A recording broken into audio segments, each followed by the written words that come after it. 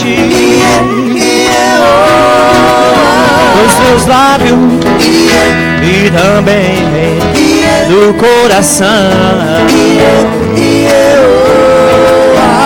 Jesus Cristo será sempre minha canção. Por isso eu louvarei o seu nome.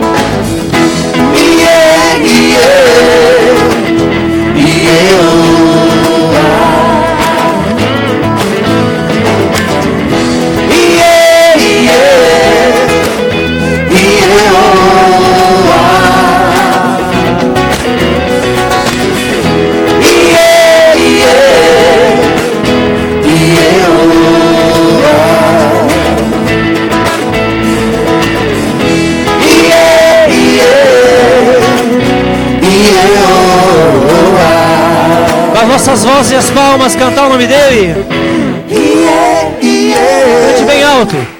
Para quem está lá do outro lado da Conselheiro Mafra ouvir que tem um povo apaixonado por Jesus. Amém? É para ti, Senhor. O louvor, a honra, a majestade, o poder, o domínio estão em tuas mãos, Pai.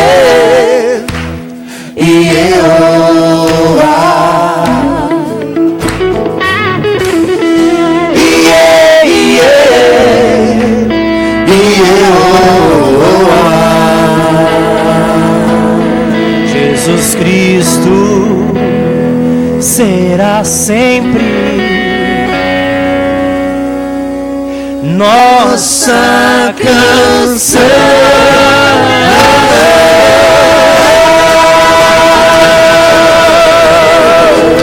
Aleluia!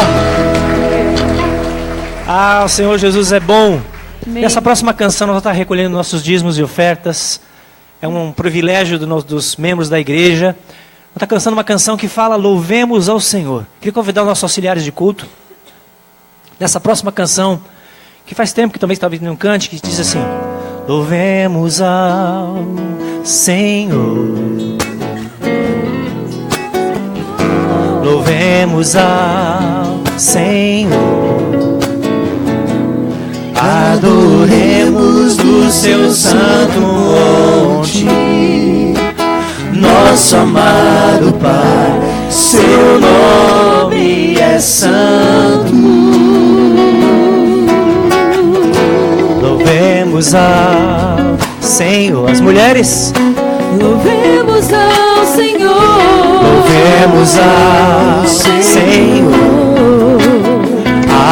Adoremos do seu santo monte, nosso amado Pai, seu nome é santo. Louvemos ao Senhor. Louvamos ao Senhor, pois seu nome é santo. Pois seu nome é santo. Louvamos ao Senhor, pois seu nome é santo. Pois seu nome é santo, tão santo. Magnifiquemos ao Senhor, ao Rei que é digno de louvor. Seu nome é excelso, supremo. Excelso, supremo, digno de louvor. Excelso, supremo, digno de louvor. Hosana, Hosana, Hosana, Hosana ao nosso Rei. Hosana, Hosana, Hosana, Hosana ao nosso Rei. A nossa vida, Cristo é a nossa vida, o motivo do louvor em nosso novo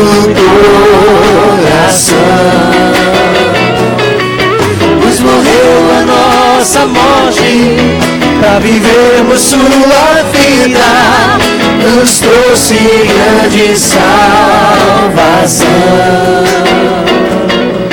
Cristo é a nossa vida, o motivo do louvor, em nosso novo coração.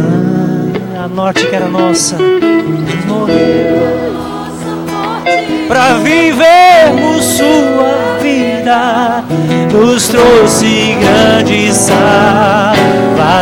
Cristo é a nossa vida, Cristo é a nossa vida, o motivo do louvor, em nosso novo coração.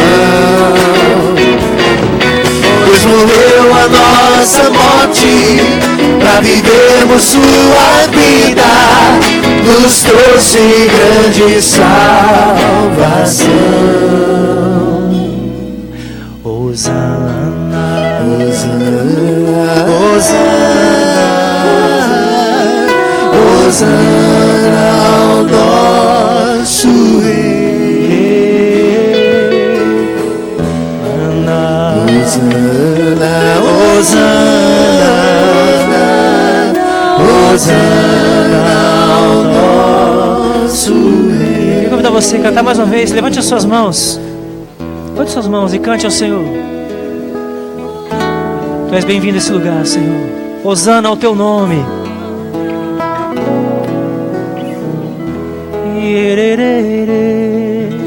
Hosana, Hosana, Hosana ao nosso. Agora os homens cantam, as mulheres respondem. Hosana, Hosana, Hosana ao nosso. Mais uma vez. Hosana, Hosana, Hosana, Hosana ao nosso Rei. Você pode aplaudir esse rei. Aplauda ao Senhor. Aleluia. Como o pastor pregou que um dia todo o joelho vai se dobrar perante o Senhor, dizer: bendito seja o teu nome. Pastor Rafael pode orar para nós pelas ofertas? Obrigado, eterno Deus, Deus de toda glória, louvor. Damos louvores nesse tempo de cultuarmos a Ti. Obrigado, Deus, pelo recolhimento de dízimos e ofertas. Que todos esses recursos possam ser bem administrados para o Teu louvor e para a Tua glória, para a expansão do Teu reino na face da terra. Esteja também abençoando os nossos pequenos que estão ali atrás no seu tempo de culto e de louvor ao Senhor. Fique conosco agora nesse tempo de ouvirmos da Tua palavra.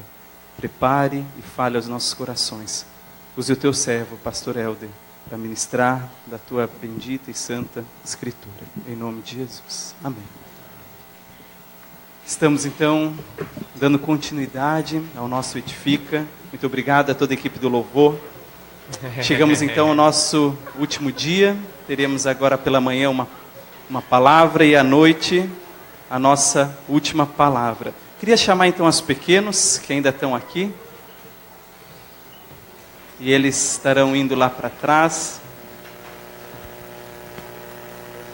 Que eles possam ir para o tempo de culto ao nosso Deus. Que o Senhor abençoe cada um de vocês que desde cedo escutem atentamente a boa, perfeita e agradável vontade de Deus revelada nas Escrituras. Senhor, seja com os nossos pequenos, com cada professor, cada um daqueles que estão investindo na vida deles, que eles possam saber que estão investindo em coisas eternas, que eles continuem servindo a Ti com alegria e que o Senhor os capacite. Abençoe o tempo dos nossos pequenos lá atrás, em nome de Jesus. Amém. Como estávamos falando, nós vamos então para o nosso último dia do Edifica. Temos sido desafiados a termos uma visão de mundo, uma perspectiva bíblica, cristocêntrica, de como vivermos nesse mundo contrário, contraditório, avesso à vontade de Deus.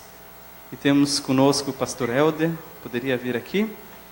Ele vai continuar nos desafiando, nos fazendo refletir com relação a termos uma visão bíblica e correta diante dos desafios da vida. Se você não ouviu as palestras de sexta e de ontem, nessa semana estarão disponíveis no site da igreja, no Facebook. Recomendo todos nós ouvirmos. Eu sou um que vou querer ouvir novamente.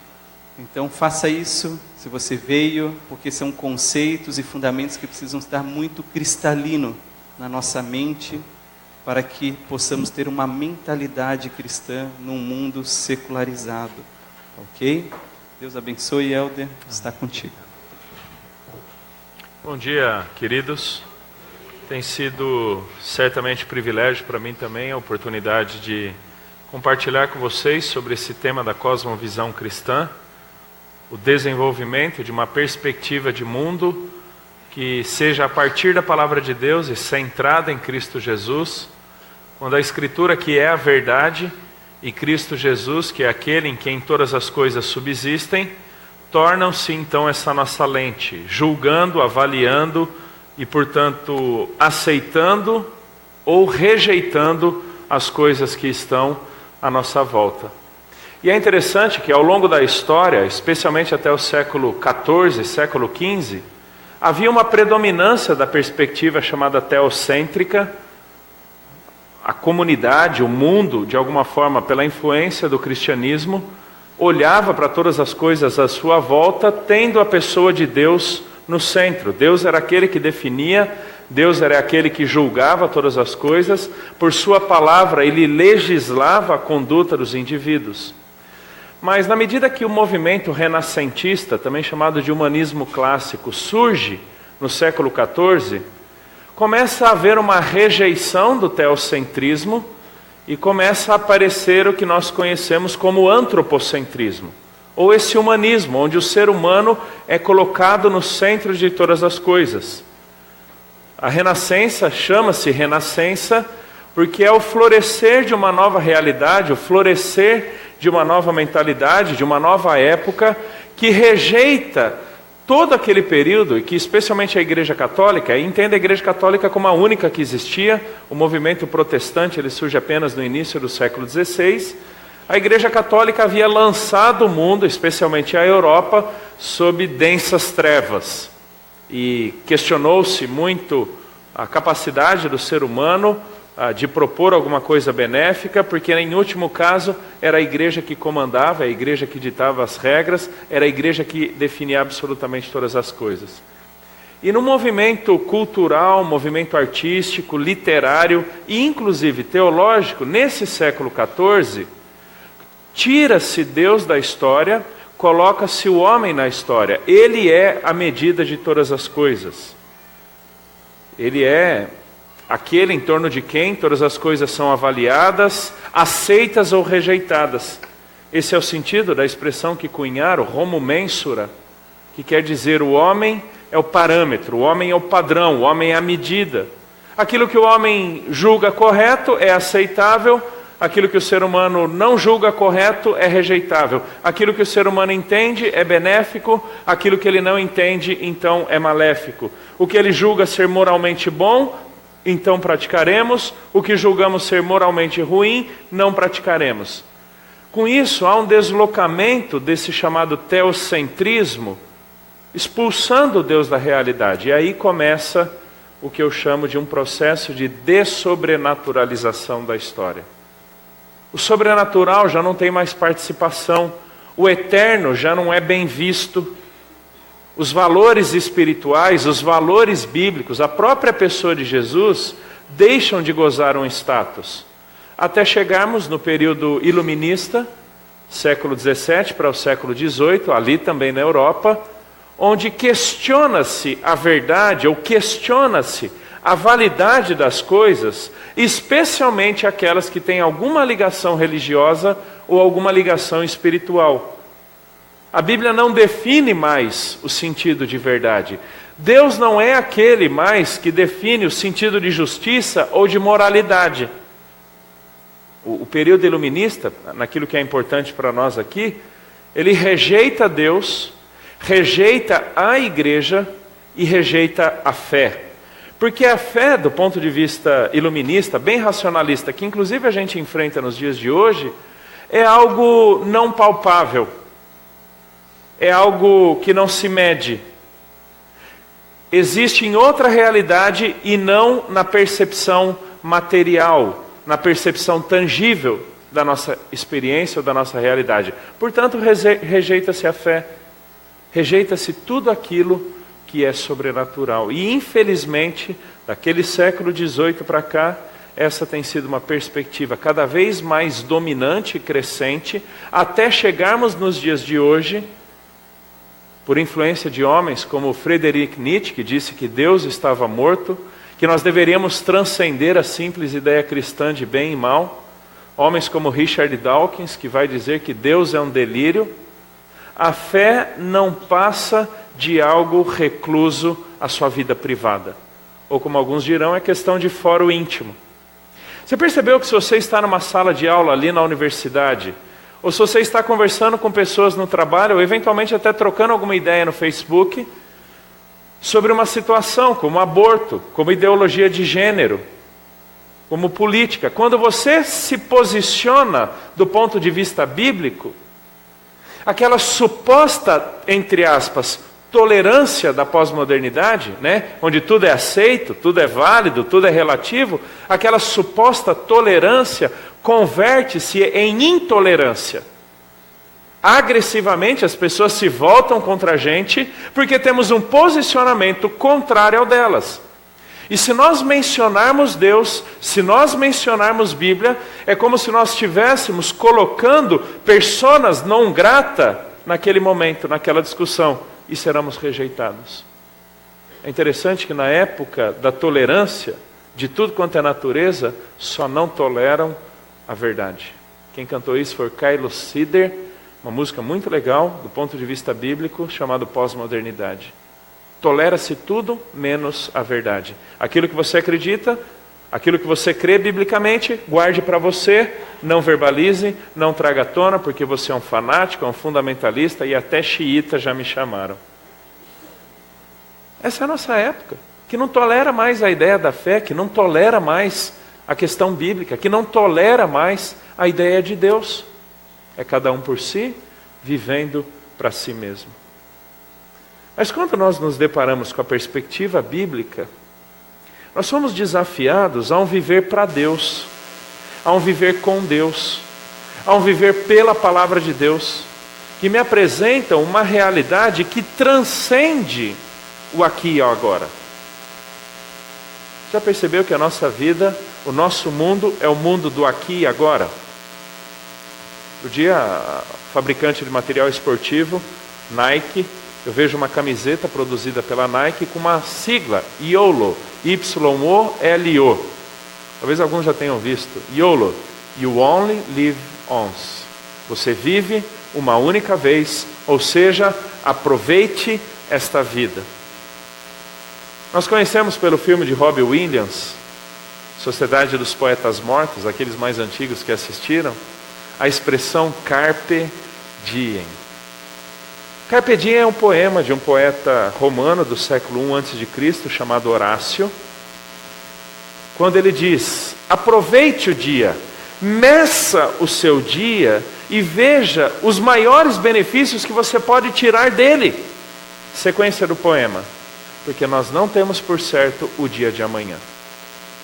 Ou seja, aqui e agora, você tem uma única vida, aproveite.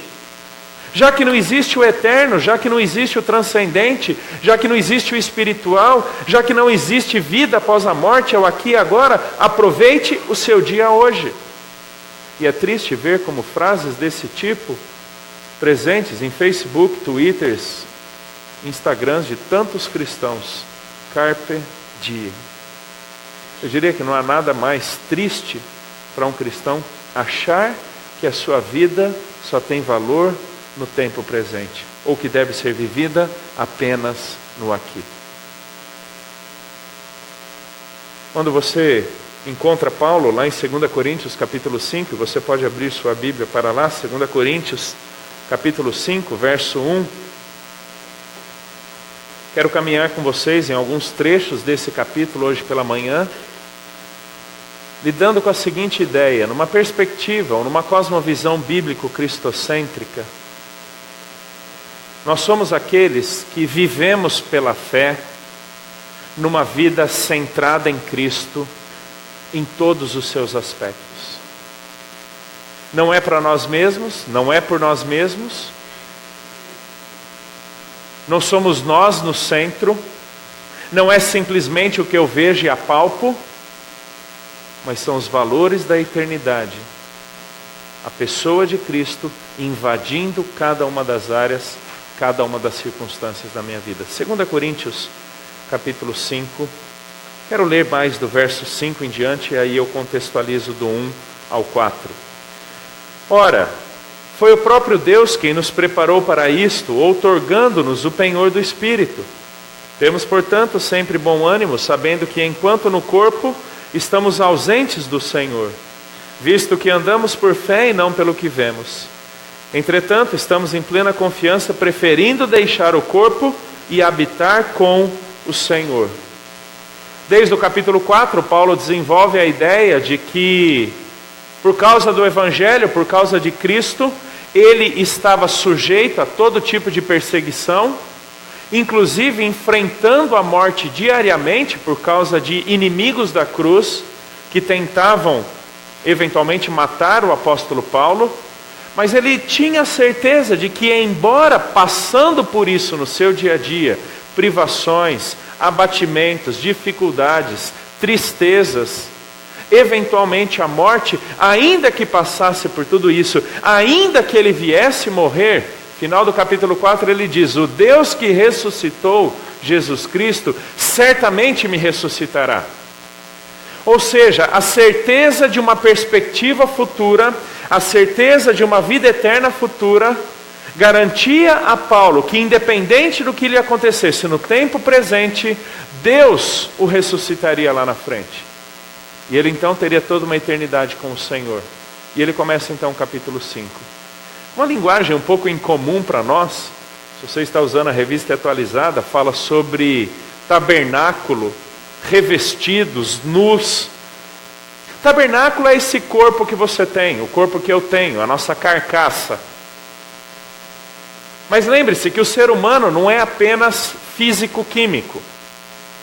A partir do século XIX, especialmente com a teoria de Charles Darwin, o evolucionismo, o ser humano deixa de ser um ser espiritual para ser um ser estritamente físico-químico, biologia pura, nada além disso. É por isso que morreu, acabou. É por isso que a vida extingue-se na morte, não há absolutamente nada disso.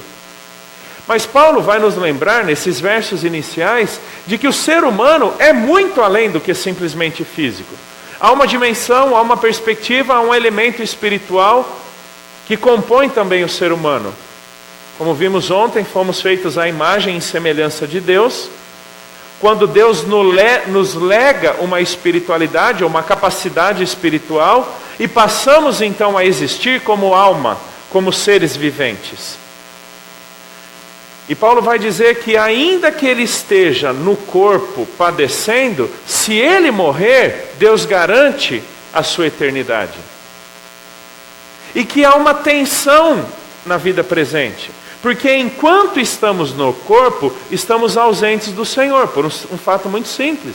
Só gozaremos, só aproveitaremos ou curtiremos da presença do Senhor quando morrermos.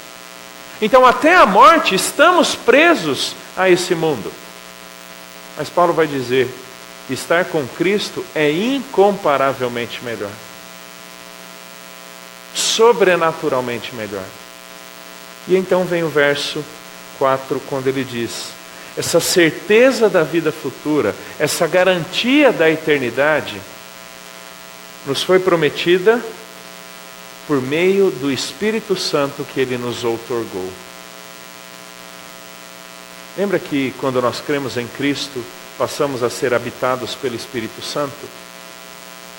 Isso não nos torna divinos, mas isso faz com que sejamos selados, marcados, garantindo que naquele dia em que Cristo voltar, ainda que partilhando de uma natureza pecaminosa que ainda temos, ainda assim, naquele dia, nos encontraremos com o nosso Senhor, e tudo aquilo que foi dito a respeito da nossa redenção final, enfim, será efetivado.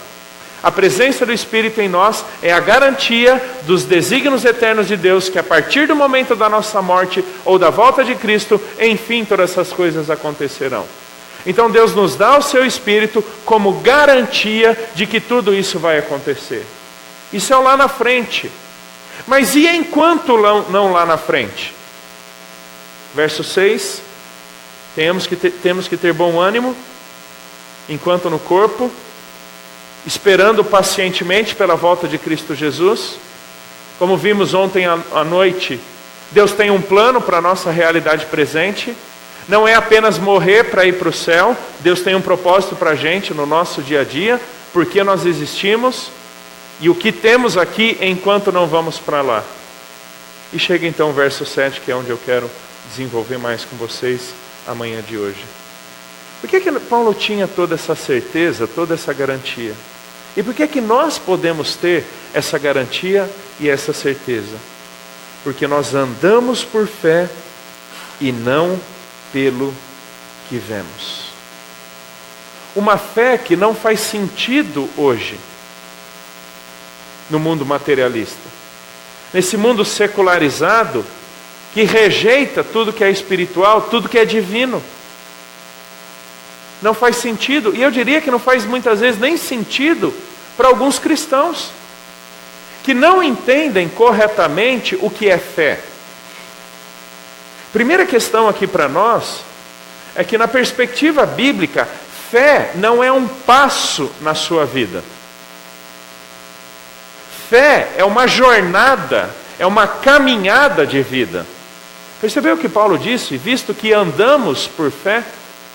O termo aí usado, andamos, significa basicamente ficar circundando continuamente algo. Mas na nossa cultura evangélica brasileira, fé é alguma coisa que nós devemos ter a partir de um momento que não sabemos o que fazer. Olhem todos aqui para mim para eu ilustrar isso. Muitas vezes somos aconselhados, ou eventualmente até aconselhamos outros, com a seguinte ideia: você está levando a sua vida numa determinada questão, você está lidando com alguns conceitos, alguns desafios no seu trabalho, na sua família, financeiramente, na saúde, alguma coisa. Mas você chega no momento que você não sabe mais o que fazer diante daquela situação, e então você escuta o seguinte: você precisa dar um passo de fé. Isso não é bíblico. Isso não faz sentido teológico absolutamente nenhum.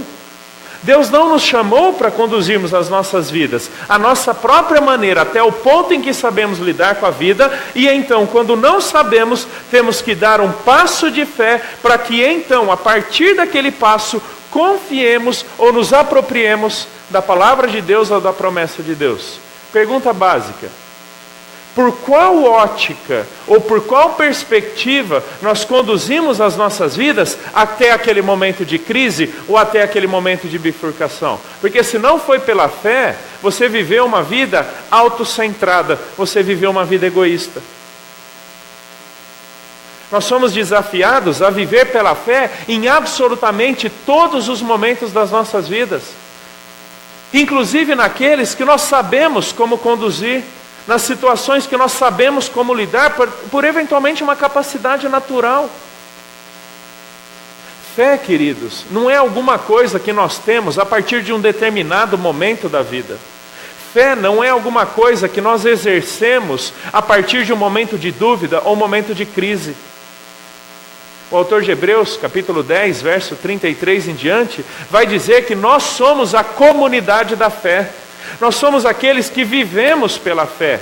Que, aliás, essa é a ideia, e Hebreus 10 cita Abacuque capítulo 2, verso 4, quando Deus diz a Abacuque que o justo dele viverá pela fé.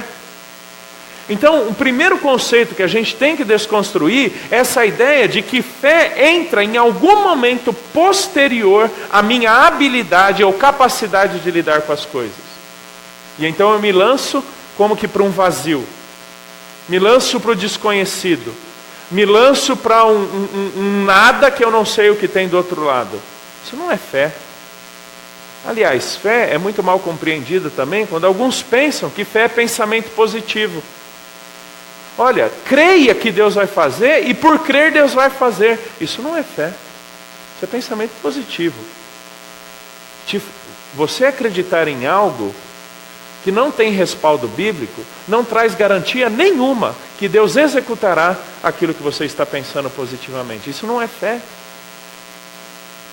Fé não é simplesmente acreditar em algo do ponto de vista histórico.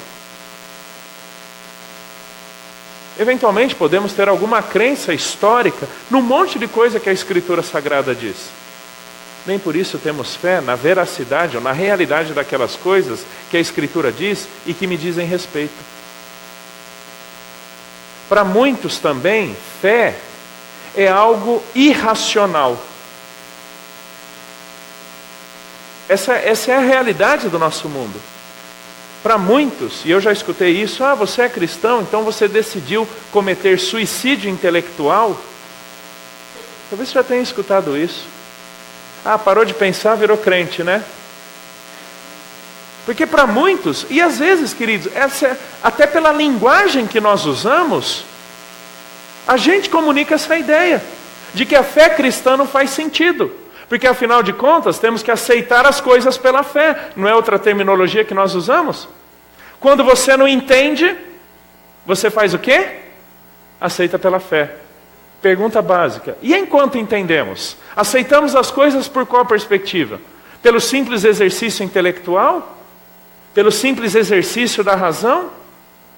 Viver pela fé, andar pela fé, como Paulo vai dizer, não é simplesmente dar uma pegada de fé, ou um passo de fé. Não é simplesmente aceitar as coisas quando você não entende. Mas é permitir com que aquilo por meio do que você foi salvo em Jesus, lembra? Fomos salvos por meio da fé. Aquilo interfira cada uma das esferas, cada uma das circunstâncias, cada uma das realidades da minha vida, cada um dos relacionamentos, cada uma das palavras da minha vida, de tal forma, por meio da fé, eu ser conhecido como alguém que se relaciona constantemente, invariavelmente com Deus. De tal forma, os valores dele, a ética dele, a ótica dele, interferir a minha vida do dia a dia. Se não for Deus, se não for a fé em Cristo, nem aquilo que por simples capacidade de leitura da língua portuguesa, aceitaremos o que Deus diz nas Escrituras. Porque nós estamos lidando com conceitos que extrapolam a simples humanidade. A fé não é irracional, a fé não é ilógica, a fé extrapola a razão, mas não a contraria. Porque Deus leva em conta absolutamente tudo que Ele nos fez, conforme a imagem e semelhança dEle, para efetivar a salvação em Jesus. Hebreus, capítulo 11, verso 1 a 6. Hebreus 11, 1 a 6, um capítulo clássico sobre a fé. Vem imediatamente após o 10 que eu mencionei para vocês, quando o autor de Hebreus fala que nós somos os da fé, que não retrocedemos para a perdição, porque o justo viverá pela fé. Imagino o autor de Hebreus pensando o seguinte: nesse ponto alguém vai perguntar o que é a fé, e então ele desenvolve o capítulo 11. Ora, a fé é a certeza de coisas que se esperam, a convicção de fatos que se não veem. Pois pela fé os antigos obtiveram bom testemunho. Pela fé entendemos que foi o universo formado pela palavra de Deus, de maneira que o visível veio a existir das coisas que não aparecem. Pela fé, Abel ofereceu a Deus mais excelente sacrifício do que Caim, pela qual obteve testemunho de ser justo, tendo a aprovação de Deus quanto às suas ofertas. Por meio dela também, mesmo depois de morto, ainda fala. Pela fé, Enoque foi trasladado para não ver a morte, não foi achado, porque Deus o trasladara. Pois antes de sua trasladação, obteve testemunho de haver agradado a Deus. Para encerrar, verso 6. De fato, sem fé é impossível agradar a Deus. A expressão agradar aqui não significa fazer coisas para o agrado de Deus. O termo tem uma implicação relacional, de convivência com. É um relacionamento agradável a Deus. Não é a soma de ações para Deus. Às vezes nós achamos que nós agradamos a Deus quando nós cantamos mais alto, ou quando nós lemos a Bíblia por mais tempo, ou quando nós ofertamos mais generosamente. Essas coisas são implicações do nosso relacionamento com Cristo. Isso é resultado de uma relação de fé que já estabelecemos com Deus por meio de Jesus. Queridos, muito antes de Deus estar preocupado nas coisas que nós fazemos para Ele, Deus está preocupado em como nós nos relacionamos ao longo de toda a nossa vida com Ele. Cuidado para não achar que Deus se preocupa com a tua vida só no final de semana, quando você frequenta a igreja. Esse é um confronto de uma mentalidade secularizada que nós enfrentamos como cristãos. Nós achamos que de segunda a sexta, ou segunda a sábado, é a ética do mercado. Quem comanda a minha agenda é o meu patrão, é a empresa na qual eu trabalho. Quem comanda o trabalho que eu faço na faculdade é a mentalidade racionalista ou ateísta que predomina, ou marxista que predomina na universidade. Então, nesses contextos, eu faço as coisas conforme os ambientes demandam ou segundo as regras que eles comandam. Mas chega no final de semana, eu vivo para Deus. Eu faço as coisas para Deus. Porque, afinal de contas, eu estou diante de Deus. Que é outra coisa que não faz sentido algum na nossa linguagem evangélica. Quando dizemos, Deus, entrando na tua presença. Nós não entramos ou saímos da presença de Deus. A não ser que entendamos que Deus está recluso a um determinado ambiente, a um determinado momento das nossas vidas. Mas se nós entendemos que Ele é Senhor sobre tudo e todos, governando todas as coisas absolutamente segundo o seu querer, que nada lhe foge à percepção ou aos olhos, então nós entenderemos que seja em casa, seja no trabalho, seja na igreja, seja ali no ônibus, seja dirigindo o seu carro, mexendo no seu celular, estamos invariavelmente diante do Senhor. Eu desenvolverei um pouquinho mais sobre isso hoje à noite. É uma vida relacional com Deus. Sem fé é impossível relacionar-se de forma agradável com Deus. Entendeu por que o passo de fé não faz sentido? Porque parece que nós levamos a nossa vida do nosso jeito até aquele momento, mas a partir daquele momento começamos a confiar em Deus. Não. Nós temos que aprender a confiar em Deus em absolutamente todos os momentos. De que inclusive a capacidade profissional que eu tenho é dádiva do Senhor para que eu o glorifique, para que eu exalte e o engrandeça. Não é simplesmente para me dar dinheiro no fim do mês. Portanto, continuidade do verso 6. Portanto, é necessário que aquele que se aproxima de Deus creia que Ele existe e que se torna galardoador dos que o buscam. Ao longo de toda a Bíblia, existem dois únicos objetos dignos da nossa fé: Deus e sua palavra. E quando eu falo Deus, eu estou pensando na Trindade. Você deve ter visto que esses dois personagens aparecem em Hebreus 6.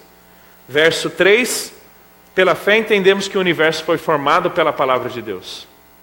E a própria pessoa de Deus ao longo de todo o capítulo 11 de Hebreus. Quando nós entendemos que apenas Deus e sua palavra são dignos da nossa fé, preste atenção em algumas implicações práticas. Nós não temos fé em circunstâncias, pessoas ou coisas. Nós vivemos uma geração muito frustrada com o cristianismo porque acreditou naquilo que não é Deus. Porque acreditou naquilo que não é a palavra de Deus. Você não tem fé de que as coisas vão melhorar, tá bom? Você não pode ter fé de que as coisas vão melhorar. Porque eventualmente as coisas não vão melhorar. Mas quando você tem fé em Deus, que governa as situações, que está acima das circunstâncias, ainda que elas não melhorem, nem por isso você deixou de experimentar um relacionamento íntimo com Deus, que te capacitará a enfrentar as circunstâncias adversas da sua vida. Você não tem fé que vai ser curado. Você não tem fé na medicina. Você não tem fé no seu corpo. Você tem fé em Deus, que tem poder sobre o seu corpo, e que se quiser te curar, Ele vai te curar. Caso contrário, te dará força e capacidade suficiente para enfrentar a doença. Nós ranqueamos a fé como que num termômetro. Como se até eu atingir um determinado nível de 0 a 100, Deus não vai fazer algumas coisas na minha vida. Isso não faz sentido bíblico nenhum. A nossa fé é passível de crescimento? Sim, no sentido de percepção dos feitos de Deus em nosso favor. Não no sentido de comovermos Deus. Que, aliás, é muitas vezes o que a gente faz.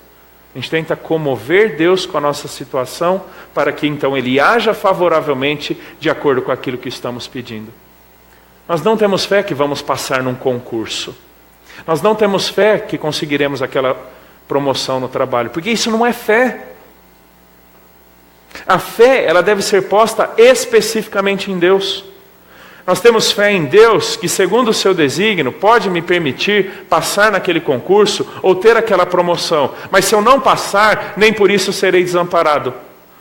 Eu tenho fé em Deus que me dará sabedoria para eventualmente cortar o meu orçamento, porque aquela promoção não veio ou aquele aumento não veio. Mas o problema é que as pessoas, colocando a fé em coisas, circunstâncias ou outros indivíduos, se frustrando, acabam questionando o interesse pessoal de Deus por elas. Isso não é fé. Isso é mentalidade materialista, secularizada, entrando no cristianismo, reduzindo a nossa fé, reduzindo a nossa vida com Deus a coisas. É o que eu chamo de a coisificação da vida. Como se Deus estivesse muito mais preocupado com as coisas que eu tenho, as coisas que eu recebo, do que propriamente a maneira como eu vivo diante dele. Você entendeu por que Carpe Diem não faz sentido? Porque a gente não está vivendo só o hoje. Nós somos os da fé que olham para a vida de um ponto de vista muito mais amplo, muito mais completo do que simplesmente o dia que estamos vivendo hoje. Gosto de fazer um trocadilho, que nós somos carpe eternum. Nós vivemos pela eternidade. Nós vivemos pela ótica do eterno, de Deus, do transcendente. É por isso que Paulo vai dizer: buscai as coisas do alto, pensai nas coisas do alto, não as que são aqui da terra. Um dos aspectos mais bonitos para mim, aqui de Hebreus capítulo 11, quando ele fala, por exemplo, no verso 13, Pedro vai dizer isso em 1 Pedro capítulo 2, que nós somos peregrinos nesse mundo. Ser peregrino neste mundo quer dizer que o sentido da tua vida não está neste momento. E, portanto, nenhuma coisa da sua vida será capaz de produzir sentido ou valor à tua existência, senão Deus.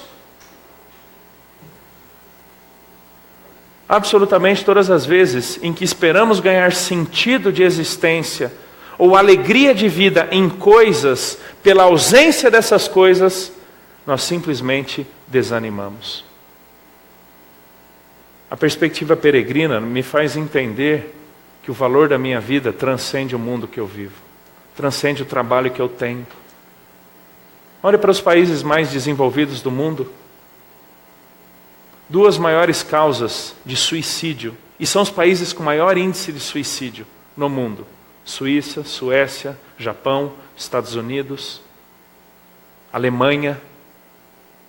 Quando o indivíduo não passa na universidade que ele gostaria, ele, portanto, é um derrotado, academicamente falando, não supriu as expectativas que os seus pais tinham para ele, e aquele indivíduo se suicida. Ou quando perde o trabalho dos sonhos, fica desempregado. Vejam algumas reportagens da USP, Universidade de São Paulo, pela Folha de São Paulo, de 2 meses, 1 mês atrás, quando todo esse jogo do Baleia Azul e o seriado da Netflix, 13 Reasons Why, surgiram, cresceu mais de 40% o número de suicídio nos cursos de medicina da USP, a faculdade dos sonhos de muitos. Gente que não consegue lidar com frustrações. Sabe por quê? Porque colocou o sentido da sua existência em coisas que não são Deus. Isso é a implicação do secularismo. Isso é a implicação do materialismo. E com isso eu vejo, queridos, que nós acabamos criando ídolos para nós. Ídolos no nosso coração. Paulo vai dizer em 1 Coríntios 15, se a nossa esperança em Cristo restringe-se apenas a esta vida, a coisas desta vida, somos os mais infelizes de todos os homens. É por isso que vivemos um mundo infeliz. É por isso que vivemos, eventualmente, uma realidade de muitos cristãos infelizes, porque colocaram a sua esperança no que não é Cristo e, portanto, criaram ídolos para si. E nisso eu me lembro do mito de Narciso, da Grécia Antiga. Narciso era filho de um deus com uma ninfa, e pouco tempo antes dele nascer, seus pais foram até um oráculo perguntarem o que seria a vida de Narciso. Qual seria a história de Narciso? E aquele oráculo disse que ele seria um homem extremamente belo, que atrairia a atenção e o desejo de várias pessoas, mas que ele não poderia contemplar o seu próprio rosto, a sua própria beleza, caso contrário ele morreria. E ao longo da sua história, Narciso ele acabou chamando a atenção tanto de homens quanto mulheres, mas ele era extremamente orgulhoso, arrogante, egoísta. Ele rejeitava absolutamente todo mundo. E ao pedido das ninfas, uma deusa... Lembre, isso é mitologia, tá? Não estou falando aqui que eu estou acreditando nisso, não. Gosto muito de mitologia, alguns aspectos. E aquela deusa, então, amaldiçoa Narciso a se apaixonar pela sua própria imagem.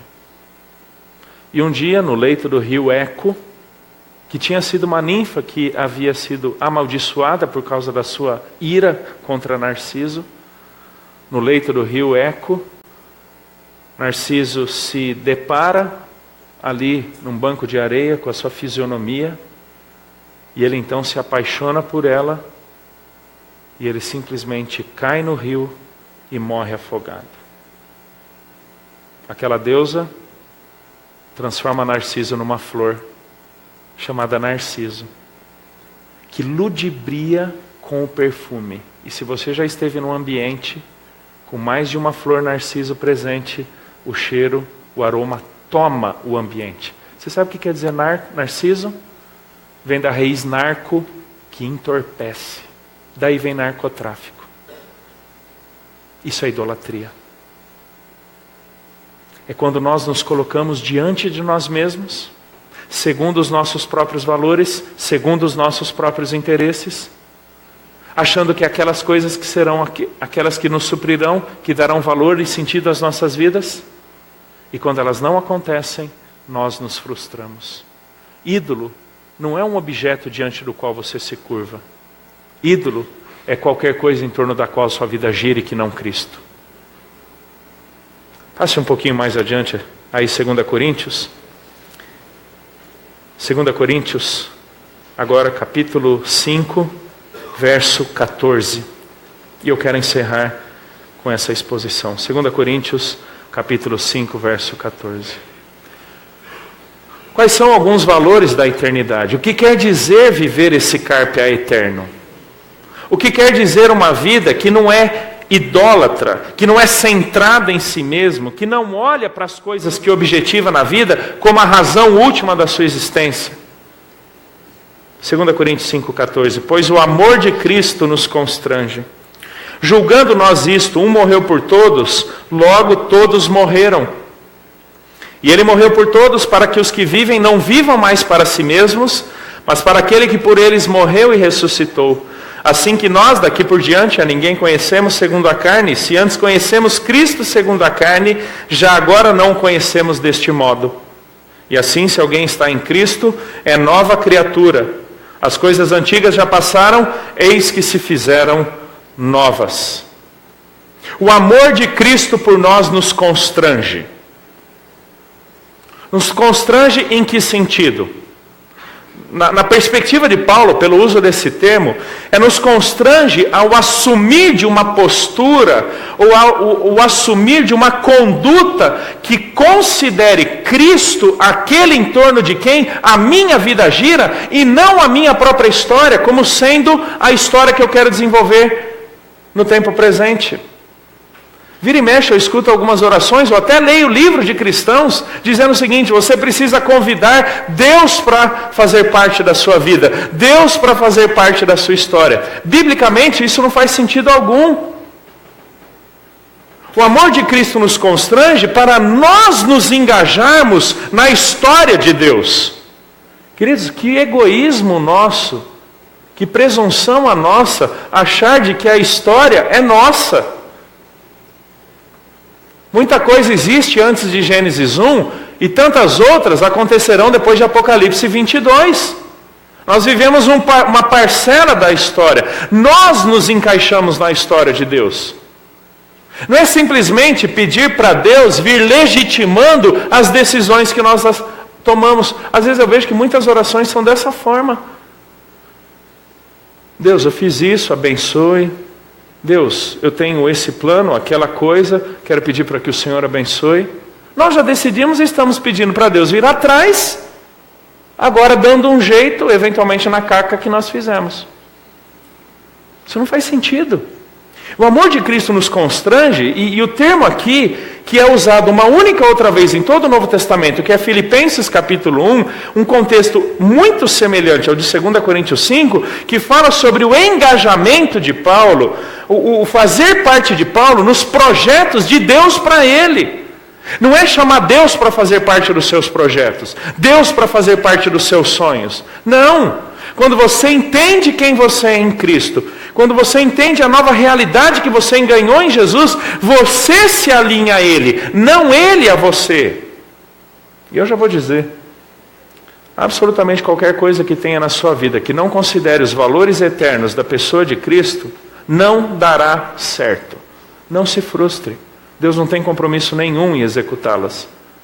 Deus assumiu um compromisso conosco em Cristo de nos tornar semelhantes à imagem do seu Filho. Lembra da predestinação que vimos num desses dias para trás? Esse é o projeto de Deus para nós. Nos tornar semelhantes a Cristo.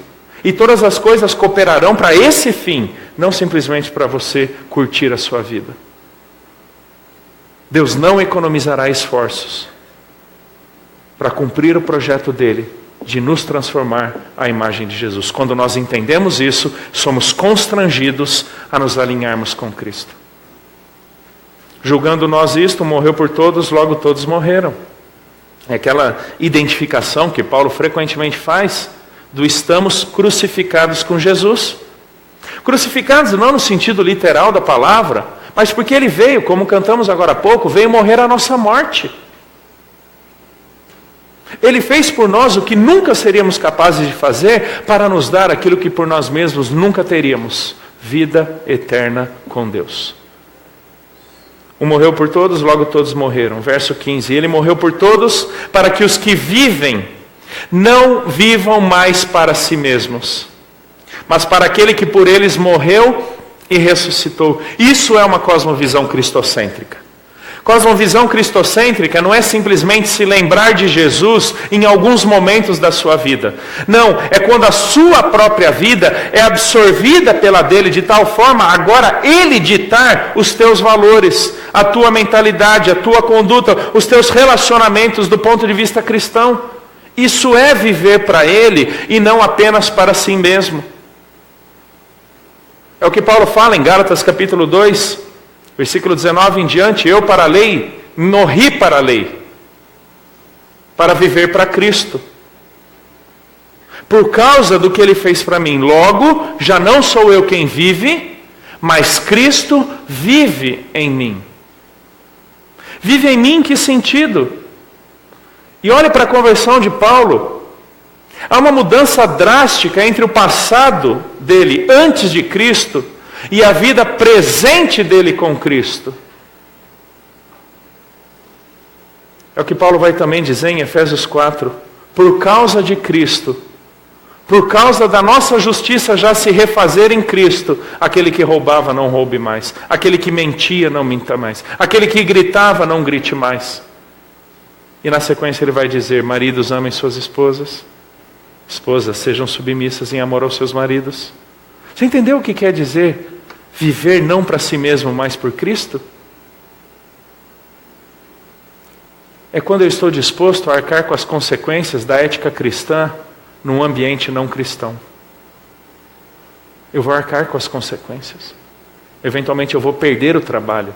Eventualmente eu vou ser colocado para fora de um determinado grupo na faculdade. Eventualmente eu vou pagar mais caro porque eu não aceito meia nota ou faço de conta que não é comigo. Isso é ética cristã na prática. Aquele que fazia antes de Cristo, não faça mais, porque agora você não vive mais para si mesmo. Paulo vai dizer em Romanos capítulo 6, que por causa da nossa vida em Cristo, nós agora não precisamos ou não devemos submeter os nossos membros a serviço do pecado. Queridos, o pecado é extremamente enganoso. Porque ele nos faz acreditar que pode nos dar um prazer que legitimamente nunca será suprido, a um custo que nunca poderemos pagar. Ele te engana. Ele me engana. Ele me faz acreditar que meia hora de satisfação é melhor do que uma vida de fidelidade à esposa. Para que não vivam mais para si mesmos, mas para aquele que morreu e ressuscitou. Isso é um viver pela fé. Aquele Cristo que não vimos, mas o amamos. Que não contemplamos presencialmente a cruz, mas pela qual vivemos. Verso 17. E se alguém está em Cristo, é nova criatura. Nova identidade, nova realidade, um novo ser. Lembra de Efésios 2:10? Pois somos feitura dele, criados em Cristo Jesus. É isso daqui. Novas criaturas, nova agenda, novos valores, novas dinâmicas de vida, novas perspectivas, novas decisões, novo tudo. As coisas antigas já passaram. Especialmente aqui a preocupação de Paulo pela sequência do verso 18 em diante, é dizer que a ira de Deus que pesava sobre nós, aquela visão humana fatalista, essas coisas ficaram para trás. E a construção gramatical da língua original, da língua grega aqui é: ficaram para trás, lá atrás, não me assombram mais. Eu não tenho mais aqueles valores. Eu não sou mais definido por aquilo. Eis que se fizeram novas. E aqui é uma questão gramatical, que se fôssemos retraduzir essa expressão de acordo com a construção gramatical seria a seguinte: eis que se fizeram e continuam a ser feitas novas. É o desafio que eu tenho de a cada novo dia viver em novidade de vida pela fé, segundo os valores eternos. Isso é carpe eterno. É quando cada uma das minhas decisões, cada uma das minhas palavras levam muito mais em conta a perspectiva bíblico-cristocêntrica que simplesmente os meus próprios interesses e vontades. A história tentou expulsar Deus. A história tentou dizer que é o aqui e agora. Mas uma cosmovisão bíblico-cristocêntrica, somos desafiados a viver pela fé, não mais para nós mesmos, mas para aquele que morreu e ressuscitou por nós. Amém, queridos? Deixa eu orar com vocês. Pastor Rafael dá sequência aqui ao programa. Pai, eu quero agradecer por Jesus. Obrigado porque o Senhor nos salvou, o Senhor nos perdoou, e o Senhor nos deu condições agora de viver para o Teu agrado. Ajude-nos, ó Deus, a perceber que a fé não é simplesmente algo que lançamos mão no momento de dúvida. mas aquilo pelo que devemos ser caracterizados em todos os momentos da vida. Ajude-nos a ter fé no Senhor. Ajude-nos a nos relacionarmos contigo por meio do teu Filho Jesus, obedecendo, nos submetendo à tua palavra, à tua vontade, sendo por meio dela cada dia mais moldados à imagem de Cristo. Pai, que cada um aqui tenha o discernimento de, na sua realidade, perceber quais são os desafios que enfrentam ou que confrontam a sua fé, para que tenham condições de resistir e continuar crescendo em Cristo. Peço isso em nome de Jesus. Amém. Deixa eu recomendar alguns livros. Tenho feito isso ao longo desses dias. Um primeiro deles, antigamente era chamado Teologia da Alegria, do John Piper. Agora tem um novo nome, Em Busca de Deus. Para quem já leu John Piper, sabe da profunda paixão que ele tem para a glória de Deus e pelo satisfazer-se em Deus. Muito alinhado com o que eu falei aqui, no sentido de Ele é aquele em que encontramos o sentido da vida. E quando nós entendemos isso, nos alegramos nele. Percebemos Deus interferindo em cada área. Muito legal, bem devocional, bem gostoso de ler. Esse livro já é um pouquinho mais técnico, Cristo e Cultura, do Donald Carson. Como nós cristãos lidamos com a cultura à nossa volta. Ele parte da tese de um homem chamado Richard Niebuhr, que escreve na década de 50 um livro chamado Cristo e Cultura, e ele vai então interagir com várias vertentes de como o cristão deve lidar com a cultura à sua volta. Muito bom para você que está enfrentando esse mundo bem secularizado, você da universidade, muito legal, vale a pena. Um outro livro, Fé e Trabalho, Como Integrar Fé e Trabalho, do Timothy Keller. Tanto esse quanto esse, nós, pela Vida Nova, desenvolvemos algumas séries de palestras no Brasil nos últimos anos. Talvez você até encontre palestras nossas aí no YouTube sobre esses dois conceitos. Como nós cristãos devemos olhar para o trabalho. Não é simplesmente o nosso ganha-pão. O trabalho não é uma maldição. Deus deu a ordem do trabalho antes da queda de Gênesis 3. E como é que nós podemos glorificar a Deus por meio do nosso trabalho? E se você quer uma boa Bíblia de estudo, eu tenho, usei por algum tempo, Bíblia Shed, a versão revista e atualizada, para aqueles que são um pouco mais tradicionais como eu gosto muito da revista atualizada, com boas notas, boas anotações do pastor Russell Shedd, muito práticas também, e ele puxa muito para o sentido original dos textos. Excelente material também aí das notas, ok? Muito obrigado novamente, pastor Helder, por esse tempo significativo nas nossas vidas, na vida da igreja. Aonde você pode pegar esse material? Aqui atrás, a gente tem um stand, uma livraria. Todos os livros têm sido vendidos a 30% de desconto. Foram enviados pela editora Vida Nova, de uma forma a complementar tudo aquilo que você tem ouvido e também investir na tua vida espiritual, na tua vida cotidiana. Porque temos ouvido aqui que o Evangelho é prático e diz respeito à nossa vida. E precisamos sim viver aquilo que temos dito crer. E esse tem sido o nosso desafio nesse Edifica. Se você tem acompanhado, você tem visto que a gente tem procurado construir uma mentalidade cristã. Ao longo desses 6 anos, vimos que Deus é o Criador, vimos a autoridade das Escrituras, vimos que Deus ele é trino, que se revela a nós. Vimos o plano de Deus para a família, falamos também sobre a cruz, a centralidade da obra de Cristo para a vida cristã. E nesse ano estamos trazendo à tona tudo isso que vimos e nos desafiando a colocar em prática esses desafios. E queremos já lançar o Edifica do ano que vem. Já coloque na sua agenda, a gente sabe que a agenda é dinâmica, muitas vezes não dará para você estar aqui, mas junto àquilo que tem sido construído no próximo ano, pode projetar, Andresa, nós falaremos sobre o homem e o pecado. A nossa ideia é continuar construindo essa compreensão correta da vida cristã, da vida, entendendo a nossa natureza como pecadores, entendendo a graça para nos redimir. O tema é esse, sincero, mas errado.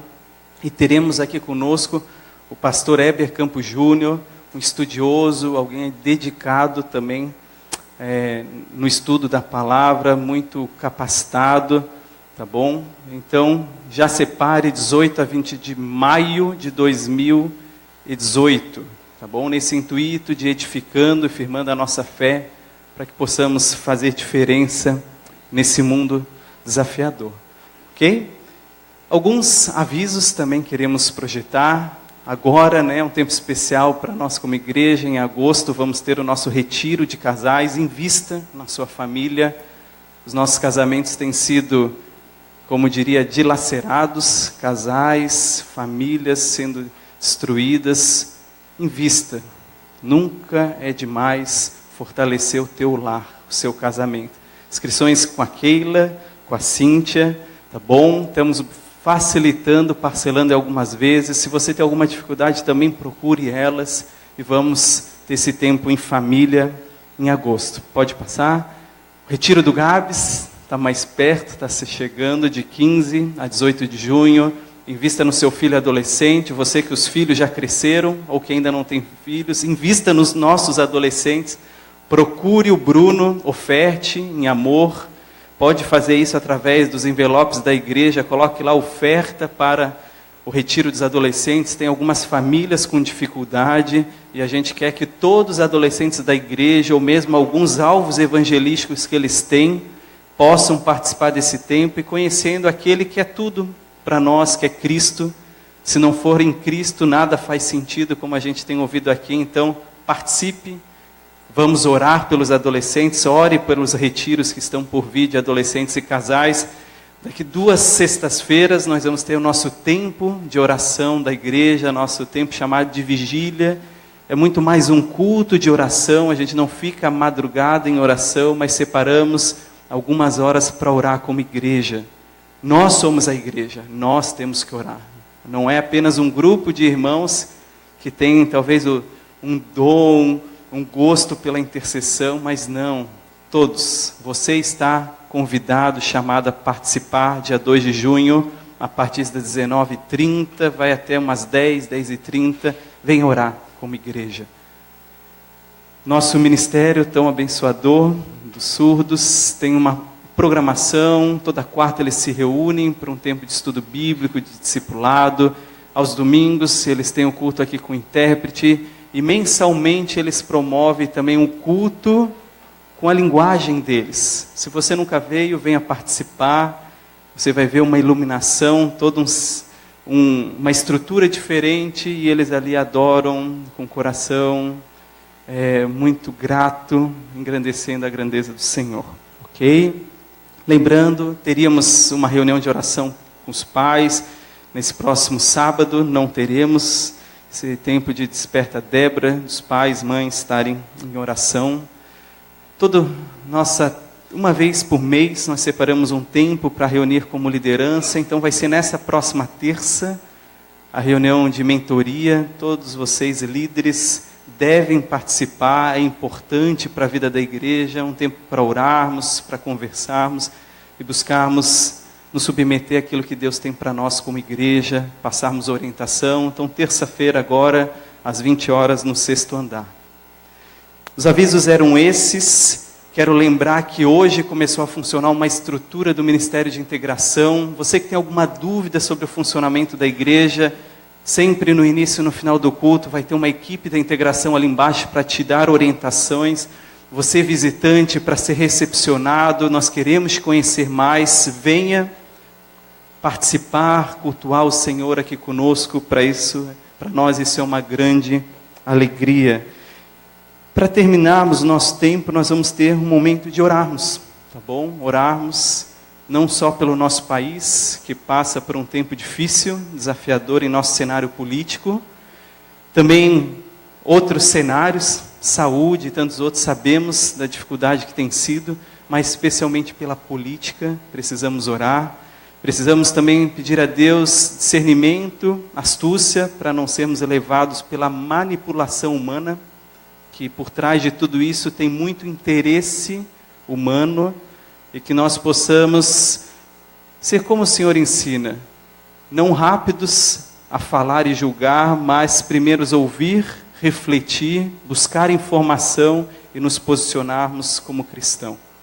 Precisamos sim orar. Quando nos faltam palavras e postura, a oração não pode faltar.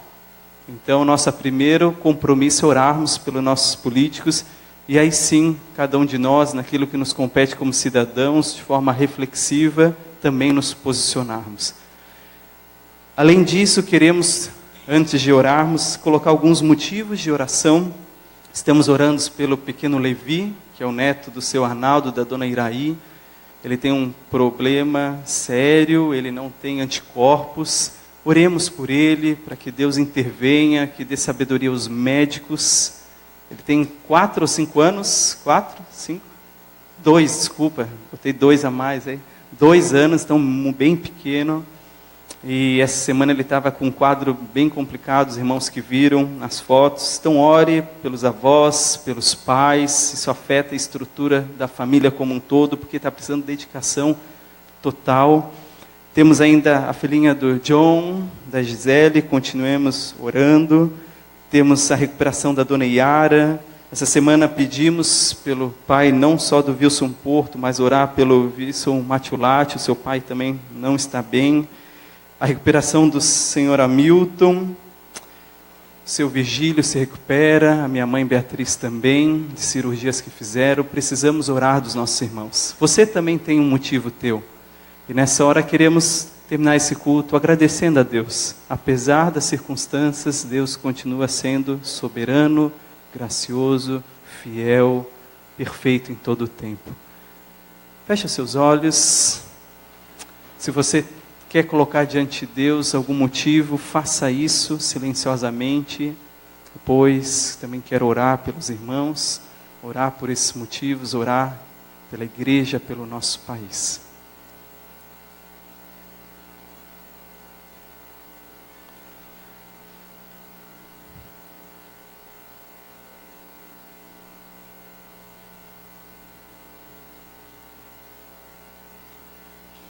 Senhor bendito, nós exaltamos, te glorificamos, adoramos, porque o Senhor é merecedor. Em todo tempo, circunstância, situação, o Senhor é Deus e não há outro Deus além de ti. O Senhor é aquele que sustenta, que rege as nossas vidas, a história, e queremos sim nessa hora nos submeter totalmente ao Senhor, pedindo, Deus, sabedoria para lidarmos com os dilemas da vida, para que, por meio da Tua palavra, do Teu consolo, da Tua graça, possamos ser fiéis a Ti. Ajude cada um dos meus irmãos que aqui está, nas situações que bem o Senhor sabe que eles passam, nos motivos e pedidos que estão sendo colocados por cada um deles, que eles encontrem vigor, forças da Tua parte, para glorificarem ao Senhor em todo o tempo. Também, Deus, nós pedimos por esses inúmeros irmãos que passam dificuldade de enfermidade, que a Tua boa mão seja com cada um deles, trazendo conforto no leito, trazendo paz, refrigério aos familiares, e usando, Pai, da medicina, dos médicos, para trazer recursos, Pai, para prover cuidado aos Teus filhos. Ajuda-nos nesse tempo, clamamos que o Senhor intervenha, restaure, faça a Tua vontade na vida deles. Restaure a saúde, se assim for do Teu querer.